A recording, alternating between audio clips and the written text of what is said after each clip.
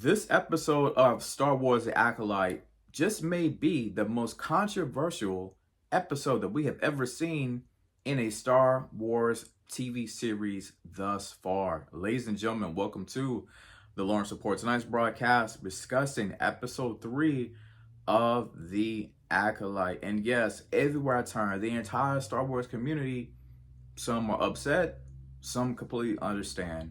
Some people just want to know, is Star Wars ruined? And did they actually break lore? I'm here to answer them for you.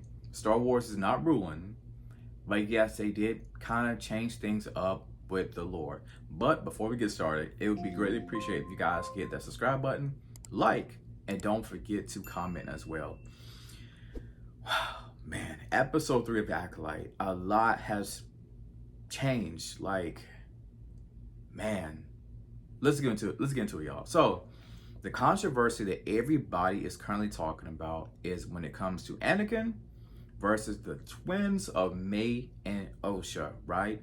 Because Anakin, and I think people are missing this right here. Anakin was created by the Force, right?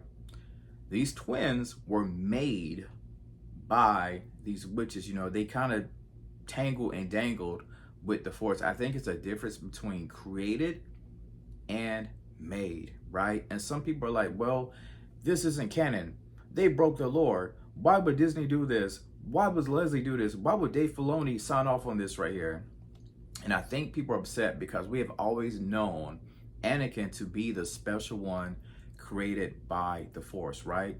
And now it looks like he is about to be shared in some way with these creations of the Force with these twins, because now it kind of takes away Anakin's uniqueness, right? Because we've always known Anakin to be the chosen one by himself.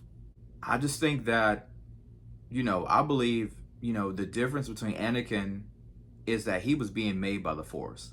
And the witches, they were using the Force to create the twins. I think that's just something that seems to be going over people's head.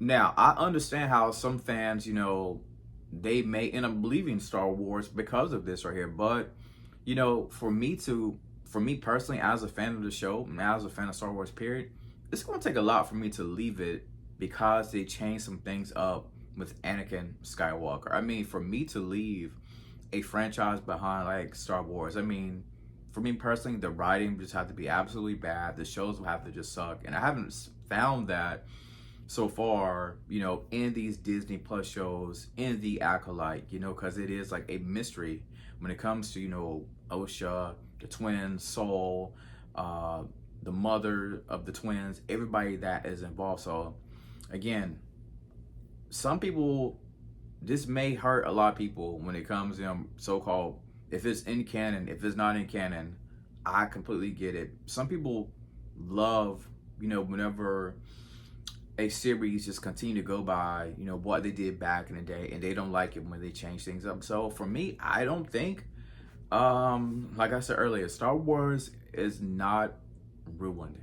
I don't think it's ruined at all. So let's take a deeper dive into this episode of The Acolyte. And the way I see it is, this right here was a back pilot. This right here was the back story of Osha and Mae, right? Because we get a chance to see how did they end up becoming split and what caused them to basically go at each other, and was wondering, was this twin alive?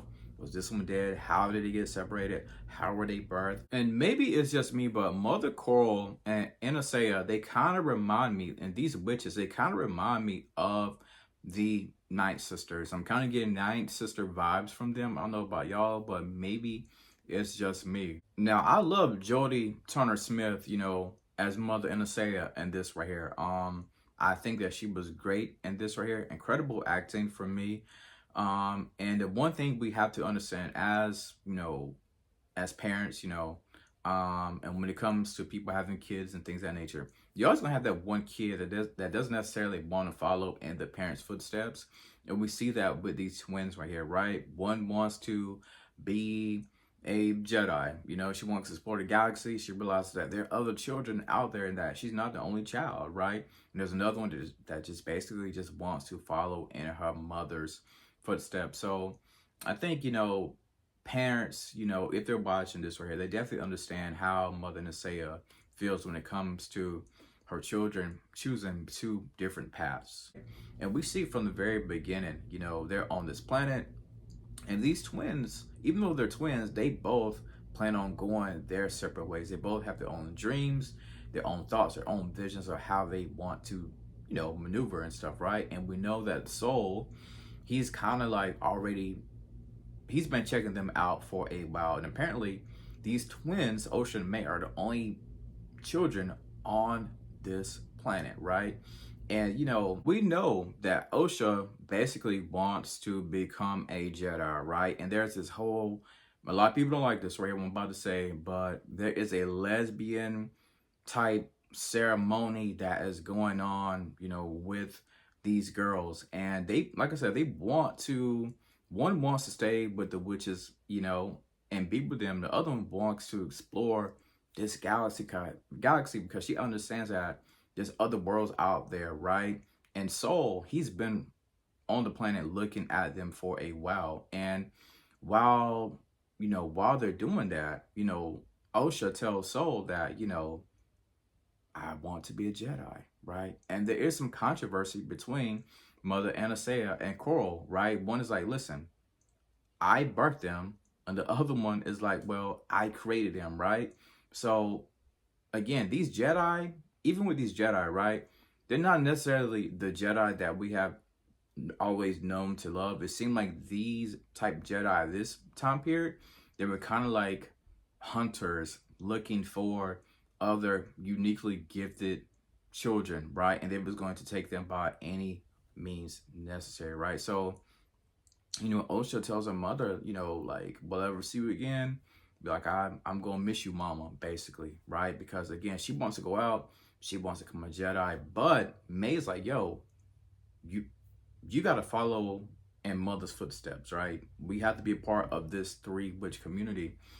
And unfortunately for Mae, Mae ends up changing things up, right? When her sister's getting ready to pack and getting ready to go, it's not that quite simple, right? Mae tells her that, you're not leaving, I'm gonna kill you. And she ends up basically setting stuff on fire. It's a big explosion. Her and her sister end up getting separated. And unfortunately, her mother also ends up dying, like the witches, right? Now, there's some controversy that people are wondering, like, was the whole explosion, fire situation, did that kill the witches, Mother Coral Anastasia, or was it possibly the Jedi? Did they have the opportunity to kill them, right? So some people are curious about that as well. Now, when Osha and Mae end up getting separated, right? We thought that, Osha basically lived and Mae was potentially dead, but we kind of see her being there left stuck. So Mae was still alive throughout all these years. And of course, she comes back with a vengeance, against the Jedi. We know how it goes from there. But this was an okay episode. Like I said, it basically just showcased the backstory of Osha and Mae and talked about the lesbian twins. I'm hoping that the series will pick up. The first two episodes was kind of, they were good to me. Like I said, I'm enjoying this series. Some people aren't. I'm enjoying it. I believe between 4 and 5 and 6 is when things are really going to pick up the pace. For most Disney Plus shows, usually around episode 5, things, if you've been watching their Marvel shows, even with the Star Wars shows, things kind of pick up around episode 5, and once they go, they go. So, yeah, The Acolyte has been cool to me. So, that is my thoughts on The Acolyte. Please feel free to comment below. And as always, thank you for tuning in to The Lawrence Report.